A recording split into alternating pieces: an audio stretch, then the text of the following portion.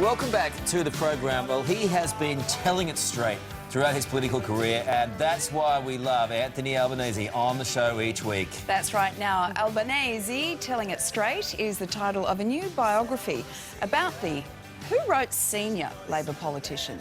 Who would do that? Well, in his seniority That's within true. the party. We'll do it in that It's not context. age. Who is here now to tell us more. Good morning to you. Like Nicky Buckley. Good morning. It's not as hot.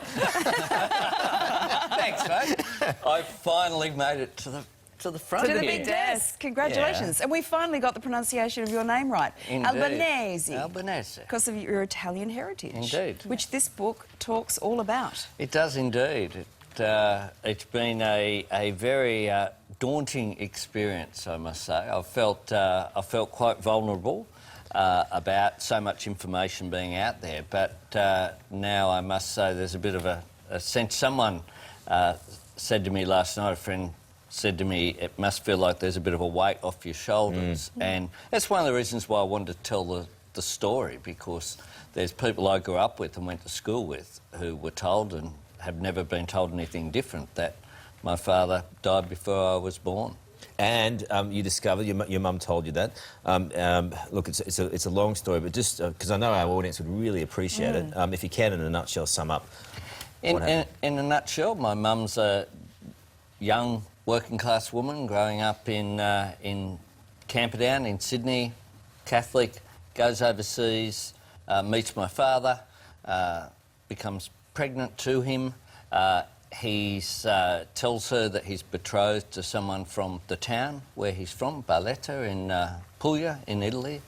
I then come about, she comes home, and as in 1963 it was hard for Catholic women, young women, to have kids out of wedlock. Absolutely. So I was supposed to be adopted out, actually. The nun in the hospital where I was born knew that she didn't want to give me up, as many young women did at that time, so brought me into her, because the practice was, of course, that young mums didn't even get to see their kids. Yeah. So once she held me, I wasn't going anywhere. And so in order, I guess, to preserve the dignity of the family, the story was told, which I believed, that she'd got married, he'd died in a car accident before I was born, she adopted his name, took on a wedding and engagement ring, and that was what I thought was the case until I was a teenager, when she told me the truth. And I, at that time, wanted to... I was a pretty tough young lad, and said I wasn't interested in looking for my father at that time. I think that was what she needed to hear as well. She needed to hear that she was all that I needed, and she was. Yeah. And I think families are very diverse, and the good thing, and one of the reasons why I told this story, the book, Karen Middleton generously dedicated it to my mum, Marianne, and to single mums. And families are diverse, and later on in life, though, as I got older, there's a sense of needing to know where you're coming from. And in public life, of course, people would say, where are your family, where's your father from? And I didn't really know. The ship left from Naples. And so I, much later on in life, when Nathan came along, my mother died in 2002. Nathan was born, our son, in 2000. And we were at my mum's grave one morning, and he said, where's your daddy? What was that moment like for you? Well, it really cut through to me that I had a responsibility to him as well. He bore the name. It wasn't really good enough for me to know and to say, I don't know where your grandfather's from. And from that moment then, I could certainly search for him without causing any uncomfortableness for my mother. But it was needle in a haystack stuff, because all you had was one photograph and a name. A name, and we found, through the Australian archives, we found the records of him travelling on the Fair Sky to Australia and back, which is where he met my mother. And we then tried various methods through the Italian embassy here, the Australian embassy there, and we tried to search for him unsuccessfully. And then I asked Anne Sherry, who is the head of Carnival Cruises that took over P&O, which took over Sitmar, the line, to find out. And there was a maritime historian, a guy called Rob Henderson, who had some knowledge of all of the history of cruise shipping globally, and they found essentially in a box, this company that doesn't exist anymore, in a warehouse on one of the wharves in Genoa, there was a box. Most records had been destroyed, and in it had the employment records of my father. And so you managed to track him down. One day I got a phone call, we found him. That's amazing.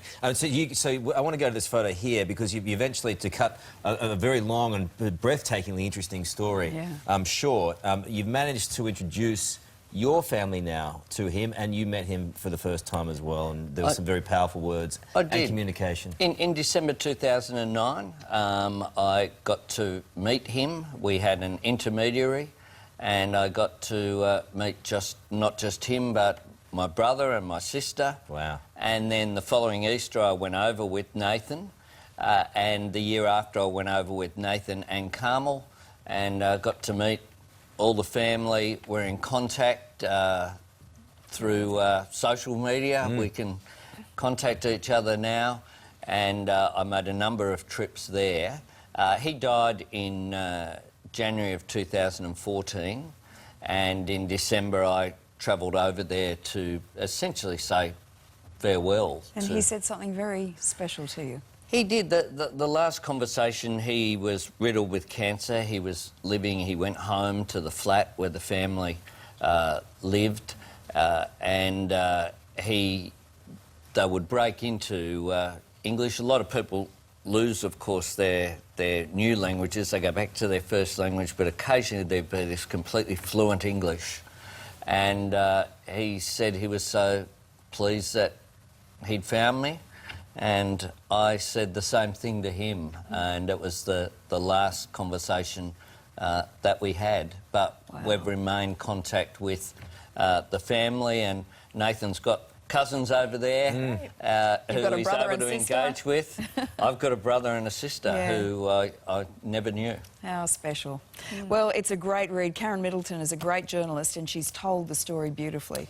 Yeah, she badgered me for some time. It was her idea to tell the story, and one of the things that I wanted to do once it was okay and he's passing as well meant that it's a bit easier for the story to be told, is that for it to be told properly, not as just a footnote or something that just drifts out there.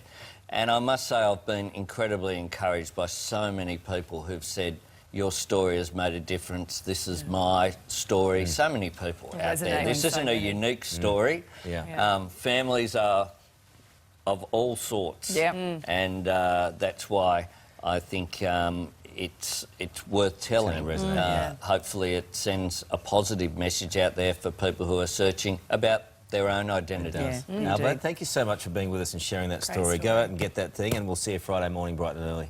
See you there. You and Piney. Can I sit up here again? No. No. You're over there. You're too good. That looks way too good.